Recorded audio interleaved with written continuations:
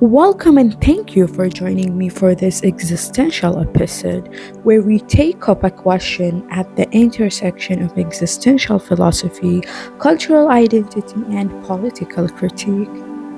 How might Simone de Beauvoir's notion of ambiguity and Emilio Uranga's concepts of accidentality and Zozobra enable a transformative articulation of socio-political identity?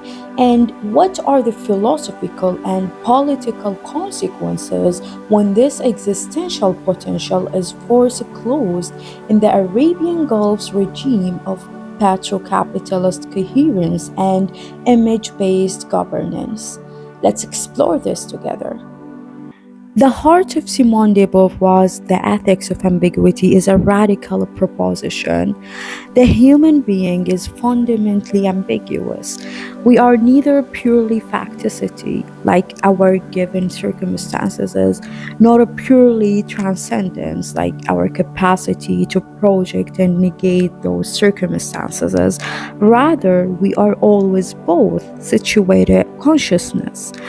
And this ontological duality, far from being a flaw or a philosophical inconvenience, is for de Beauvoir the very ground of ethical responsibility and political freedom. And this is the crucial insight. Recognizing this duality allows individuals to reject dogmatic ideologies like fascism or blind capitalism that promise absolute truths, and instead embracing politics grounded in pluralism, self awareness, and responsibility. So, the transformative impact of this that it encourages a political ethics that resist totalitarianism and absolutism, and fostering societies based on freedom, dialogue, and mutual recognition. Here's where things get even more interesting. Ambiguity is not a passive condition. It is the dynamic structure of a human existence that demands action. To be ambiguous is to live between determination and freedom, to act from a place that is never neutral or disembodied. This means we are never fully transparent to ourselves, nor entirely free from the histories, bodies, and situations we inherit. Yet, it is precisely this inescapable tension that calls us to ethical agency. We must make choices, not despite our ambiguity, but because of it. And any action that denies this ambiguity is ethically suspect for its attempts to eliminate the very conditions under which responsibility becomes possible. But what happens when someone refuses this call to ethical ambiguity, when they attempt to escape this tension altogether? This is where de Beauvoir introduces one of her most striking figures, the serious man, the person who cannot tolerate the uncertainty and burden of a freedom, and instead of owning their own ambiguity, they cling to absolute values, whether religious, nationalistic, or traditional, not because they are true, but because they offer an illusion of stability. And by surrounding to these external authorities, the serious man avoids responsibility. They become complicit in systems of domination, not out of malice, but out of fear of ambiguity. This is a powerful critique of political apathy and blind allegiance, as it pushes individuals toward active engagement, critical thinking, and the creation of just institutions. So, de Beauvoir's concept of ambiguity thus becomes a political force.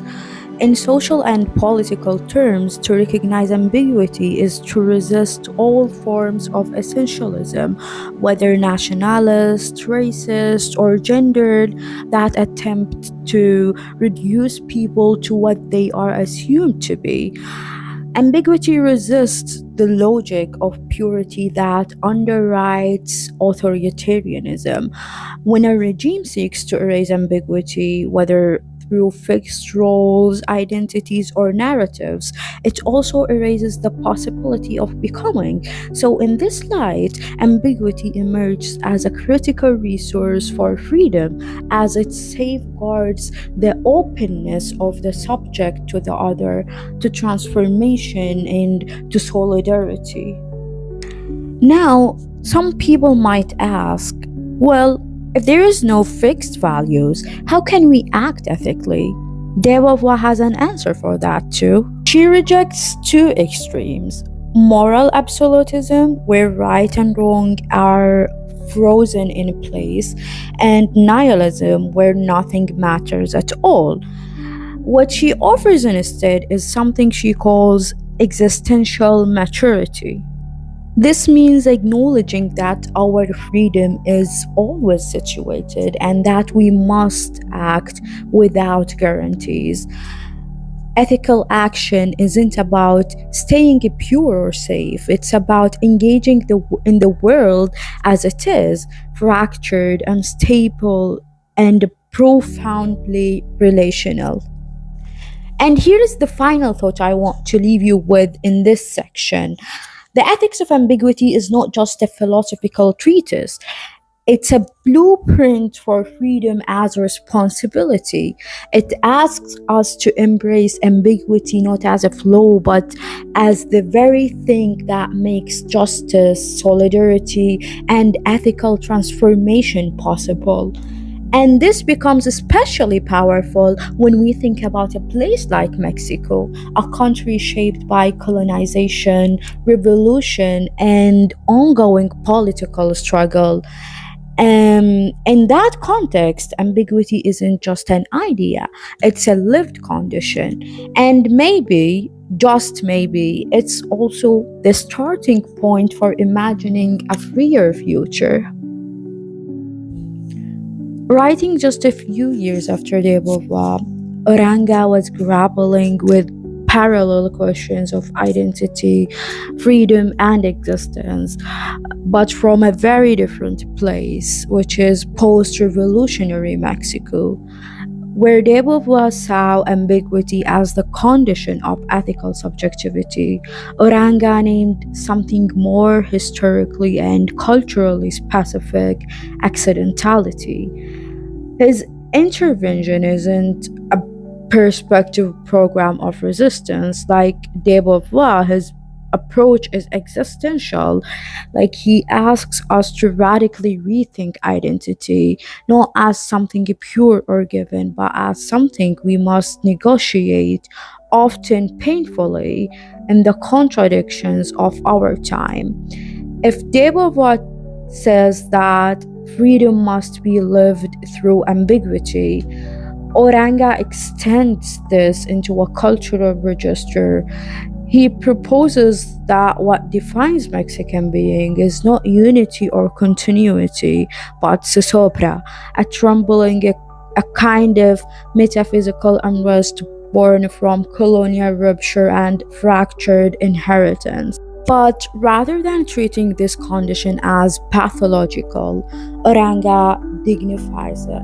He says, this disorientation is real and it's ours. So, like de Beauvoir, who urges us to stay with ambiguity rather than resolve it, Uranga refuses the comfort of coherence. Zozobra then becomes a form of vigilance, a lucidity that alerts us to contradiction, mimicry, and the violent imposition of identity from outside. It's not despair, it is ethical attention. Where de Beauvoir displaces the metaphysical ideal of essence with the lived ethics of freedom, Uranga does something similar on a cultural plane. He replaces essence with relation. So, identity for him is not something we retrieve or preserve, it's something we compose again and again in the unstable space between memory and imposition. So, accidentality then is productive precisely because it resists closure. We do not lack an identity, we are in the difficult, creative act of improvising one. This improvisation, however, is not a purely individual task, like de Beauvoir again, who insists that freedom is always entangled with the freedom of others.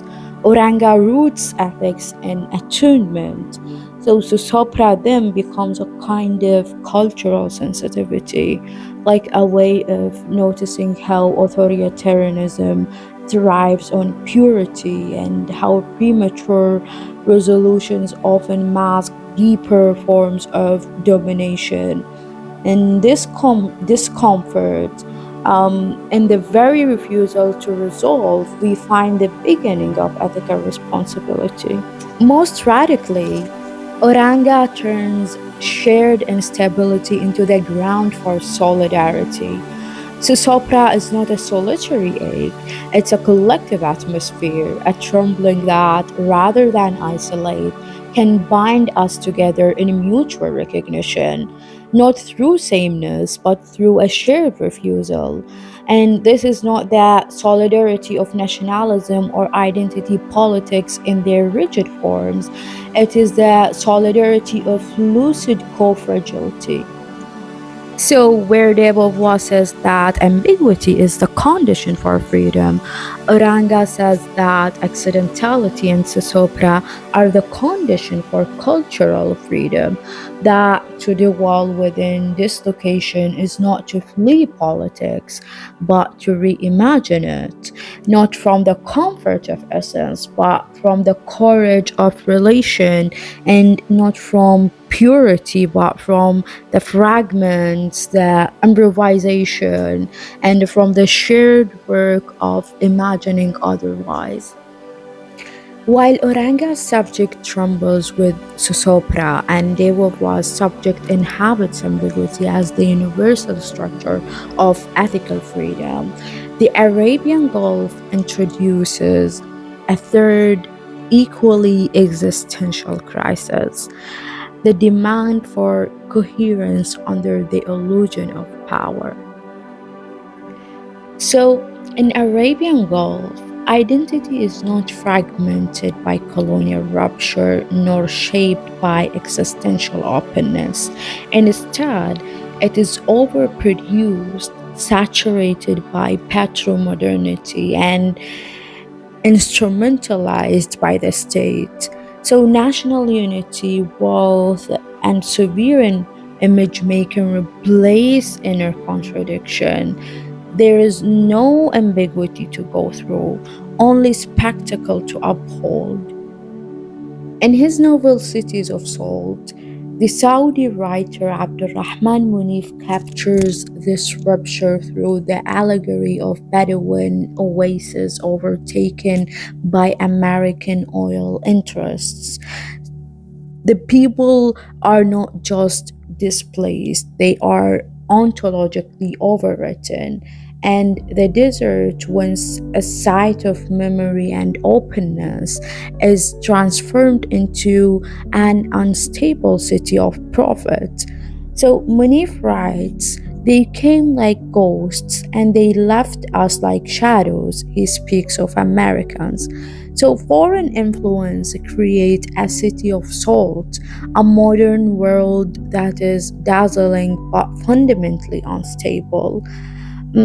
This image powerfully reflects what Oranga would call the loss of ontological rootedness, but here not through cultural ambiguity, rather through the overwriting of indigenous time and space by capital and empire.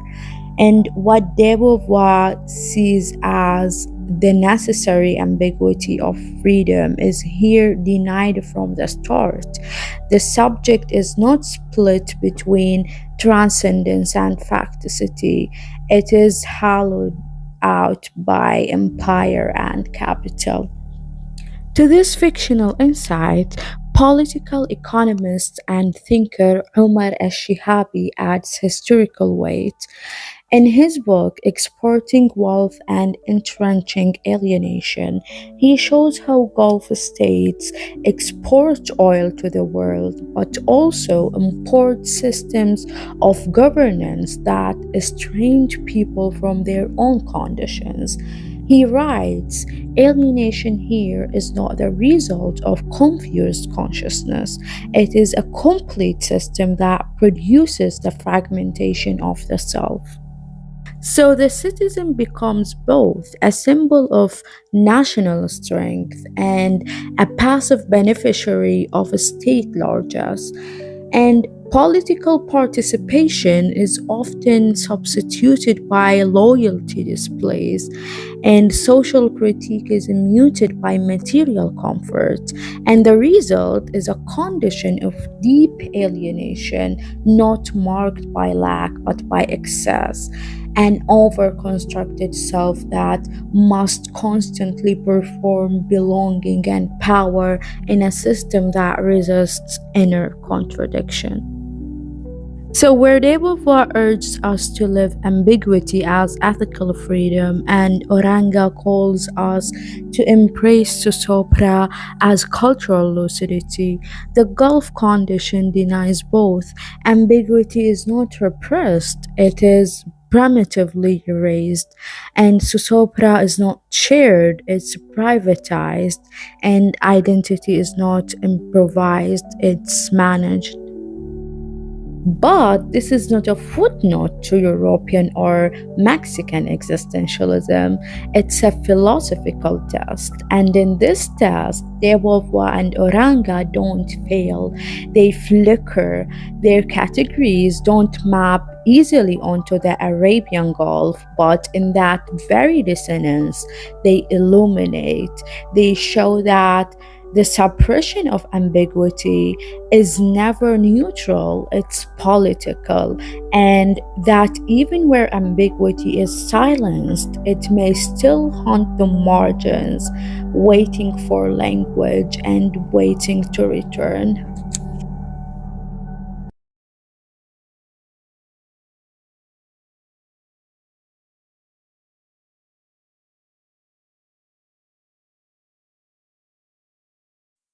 أستخدم في بحثي مفهوم السوسوبرا كما عرفه الفيلسوف أورانغا كاضطراب ميتافيزيقي يعكس اهتزاز الهوية في لحظات الأزمة. برأيك هل يمكن الحديث عن شكل خليجي من السوسوبرا ليس ناتجا عن الاستعمار كما في أمريكا اللاتينية، بل عن ضغوط الحداثة المفرطة ودور النفط كاقتصاد سياسي يلعب دور في جعل الهوية الخليجية تحت ضغط الصورة الرسمية؟ وهل هناك في رأيك إمكانية داخل الخطاب السياسي الخليجي لاحتضان تصورات أكثر تعددية لهوية الخليج الأصلي؟ كل منطقة فعليا مسار تحولاتها مختلف وإيقاع تحولاتها مختلف، يعني تسرع تبطئ، بس فعليا كل المجتمعات تمر بهذا النوع من التحولات لظروف متعددة. يعني في لحظة من اللحظات خلينا نشوف على سبيل المثال منطقة أمريكا اللاتينية، من اللحظات يبدأ التنظير إلى توجه للإقليم بأكمل، للمنطقة بأكملها، للحديث عن هوية كاريبية أو لاتينية لدى الشعوب كلها. ثم بعدين يتحول الأمر للتنظير إلى انتماء كوبي في مقابل انتماء أرجنتيني أو برازيلي في مقابل تشيلي، أو فيبدأ التنظير إلى أفكار وطنية بعد أن كان التنظير في الأصل لأفكار ذا طابع إقليمي جغرافي أو هوية بالمعنى الكبير العريض. فكلها تتغير فعليا الأمور لا تثبت على قرار. بس اللي حصل في منطقتنا فعليا هو مسألة تحولات بإيقاع سريع. يعني احنا في مدى نصف قرن 1900 خلينا نقول 48 أو تحديدا بصعود الناصرية 1954، على مدى 20 سنة أقل أو أكثر ينحسر المد القومي، ويصير في صعود للمد اليسار، يعني حسر المد اليسار والقومي يصير في صعود للمد الإسلامي. وفي السنوات الأخيرة على الأقل ما بعد 2011 في حديث كثير عن انحسار ما يسمى الإسلام السياسي، في تراجع للمد الإسلامي في المنطقة.